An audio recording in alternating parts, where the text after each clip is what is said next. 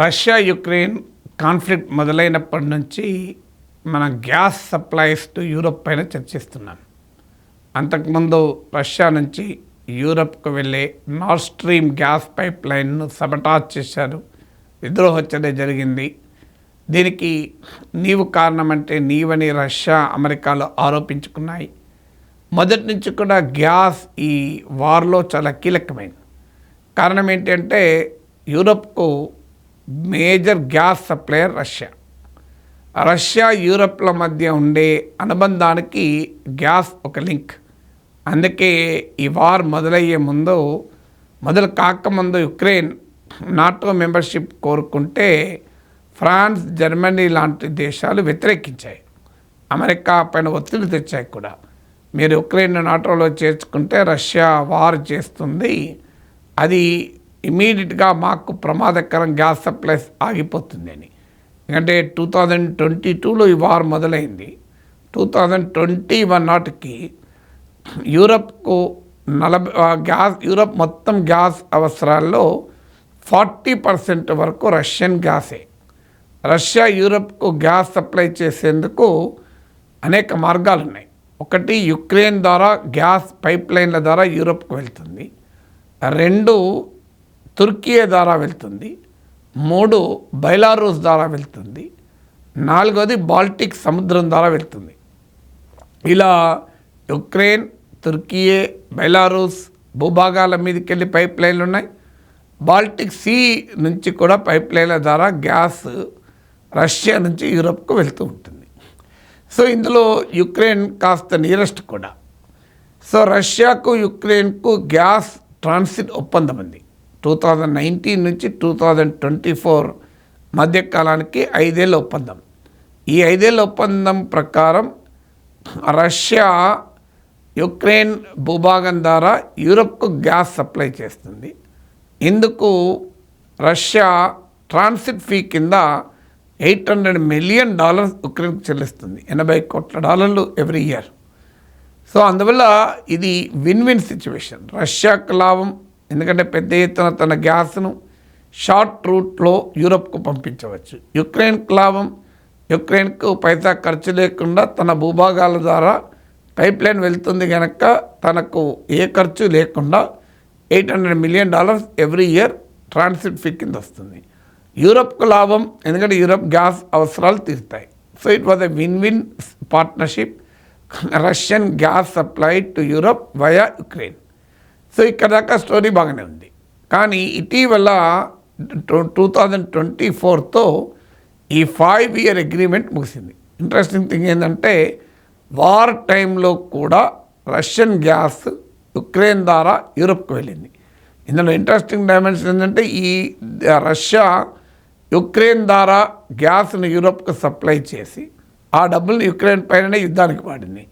Russian gas తన భూభాగాల ద్వారా వెళ్తున్నందుకు $800 million transfer తీసుకొని ఆ డబ్బుల్ని యుక్రెయిన్ రష్యా పైన వార్కు వాడింది.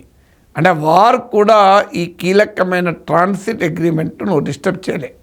ఎందుకంటే ఇందులో యూరోపియన్ ఇంట్రెస్ట్ ఉన్నాయి, రష్యన్ ఇంట్రెస్ట్ ఉన్నాయి, యుక్రెయిన్ ఇంట్రెస్ట్ ఉన్నాయి.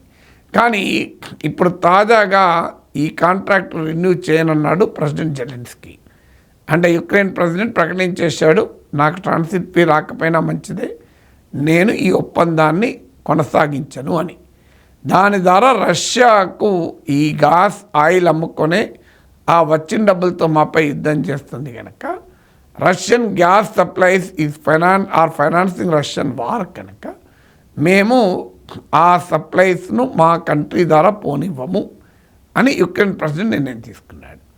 ఇప్పుడు ఇది ఎవరికి నష్టం? ఇందులో 3 ప్లేయర్లు.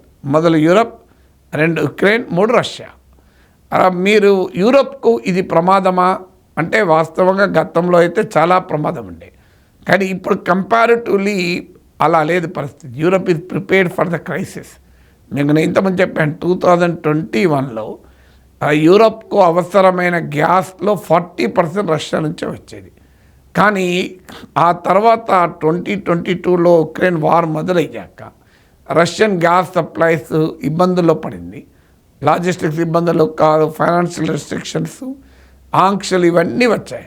అందువల్ల వాస్తవంగా ఎనర్జీ సప్లైస్ను ఈ వార్ నుంచి కొంత మినహాయించినా కూడా అనివార్యంగా వార్ డిస్టర్బ్ చేసింది.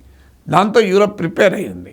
ఇప్పుడు యూరప్ మొత్తం గ్యాస్ అవసరాలు 8% రష్యన్ గ్యాస్, అంటే 40% నుంచి రష్యన్ గ్యాస్ పైన యూరప్ డిపెండెన్సీ 8% పడిపోయింది. 40% నుంచి 8% పడిపోయింది. ఎలా అంటే యూరప్ ప్రత్యామ్నాయ ఏర్పాట్లు చేసుకుంది. రష్యా నుంచి గ్యాస్ రావడం లేదు కనుక అమెరికా నుంచి, ఖతార్ నుంచి గ్యాస్ కొనుక్కుంటుంది. అందువల్ల ఇవాళ యూరప్కు ఈ గ్యాస్ సప్లై ఆగిపోయినా అంత ప్రమాదం రాదు. అందులో యుక్రెయిన్ నుంచి వెళ్ళేది ఒక రూట్ మాత్రమే. నేను ఇంతకుముందు చెప్పినట్లు బెలారస్ ద్వారా, తుర్కియే ద్వారా, బాల్టిక్ సముద్రం ద్వారా కూడా రష్యన్ గ్యాస్ వివిధ యూరోపియన్ కంట్రీస్కి వెళ్తుంది. అందువల్ల వెస్ట్రన్ యూరోప్కి ఇప్పటికిప్పుడు కింద మీద ఏదేమీ లేదు. ఎందుకంటే వాళ్ళు రష్యన్ గ్యాస్ పైన రిలయన్స్ తగ్గిపోయింది. కానీ ఈస్టర్న్ యూరోప్కు కొంత ఛాలెంజింగ్ ఉంటుంది. అక్కడ కూడా అన్ని దేశాలకు కాదు. ఇప్పుడు ఆస్ట్రియా ఆల్రెడీ రష్యన్ గ్యాస్ను మేము కొనమని ప్రకటించేసింది. మీకు అలాగే హంగేరీకి తుర్కియే ద్వారా గ్యాస్ వెళ్తుంది. తుర్కియే ద్వారా ఉన్న పైప్ లైన్ ద్వారా బాగా దెబ్బతినేవి 2 కంట్రీస్. ఒకటి స్లోవేకియా, 2 మాల్దోవా. మాల్దోవానేమో ఈ 2 మీకు మాల్దోవా కూడా మాజీ సోవియట్ రిపబ్లిక్. ఇది యుక్రెయిన్కు పక్కనే ఉంటుంది. అందువల్ల మాల్దోవా తన దాదాపు మొత్తం గ్యాస్ అవసరాలు రష్యా పైన ఆధారపడి ఉంటుంది. అందువల్ల మాల్దోవాలో ఇప్పుడు గ్యాస్ ఎమర్జెన్సీ ప్రకటించారు. Hours together power cut, serious energy crisis ఉంది. ఇంకో కంట్రీ స్లోవేకియా. స్లోవేకియాలో 1/3 స్లోవేకియా గ్యాస్ అవసరాలు రష్యా నుంచే వస్తాయి. గ్యాస్ అంటే అవన్నీ చలి దేశాలు కనుక ఫ్యూయల్గానే కాదు గ్యాస్ అవసరం, లైటింగ్కు, హీటింగ్కు అన్నిటికీ గ్యాసే కావాలి. ఆడ మనలాగా గ్యాసు ఏదో ఎల్ఎన్జీలు, ఎల్పిజి సిలిండర్లు వీళ్ళు కొన్నిటికే వాడరు. అక్కడ అన్నిటికీ గ్యాస్ కావాలి చలి దేశం కనుక. కానీ ఇలా మేజర్గా ఎఫెక్ట్ అయ్యే కంట్రీ స్లోవేకియా, మాల్దోవా. మొత్తం ఈస్టర్న్ యూరోప్ కూడా కాదు. ఇప్పుడు Slovakian president Robert Fico Russia వెళ్ళాడు, తీవ్రంగా యుక్రెయిన్ను ఖండించాడు. ఎందుకంటే పుటిన్ వాదన ఏంటంటే మేము ఈ గ్యాస్ కాంట్రాక్ట్ను రద్దు చేయలేదు, మేమేం యూరోప్కు గ్యాస్ సప్లై చేయమని అనలేదు, మేము ఎక్కడ అగ్రిమెంట్ను మరోసారి రెన్యూ చేయమని కూడా చెప్పలేదు. అందువల్ల ఈ గ్యాస్ సప్లై ఆపింది మేము కాదు, యుక్రెయిన్ ఆపింది. యూరోపియన్ ఆర్మ్స్ సప్లైస్, యూరోప్ ఇచ్చే ఆయుధాలతో యుక్రెయిన్ మాపై యుద్ధం చేస్తుంది. అలాంటి యూరోప్నే యుక్రెయిన్ ఇప్పుడు పనిష్ చేస్తుంది. యూరోప్ దేశాలు ఆలోచించాలని రష్యా ఒక డిప్లొమాటిక్ వార్ మొదలుపెట్టింది. మీరిచ్చిన ఆయుధాలతో మా పైన యుద్ధం చేస్తున్న ప్రెసిడెంట్ జెలెన్స్కీ యుక్రెయిన్ మిమ్మల్ని పనిష్ చేస్తున్నాడు, ఇది ఎక్కడి న్యాయము అని పుటిన్ యూరోప్ దేశాల సింపతి పొందే ప్రయత్నం చేస్తున్నాడు.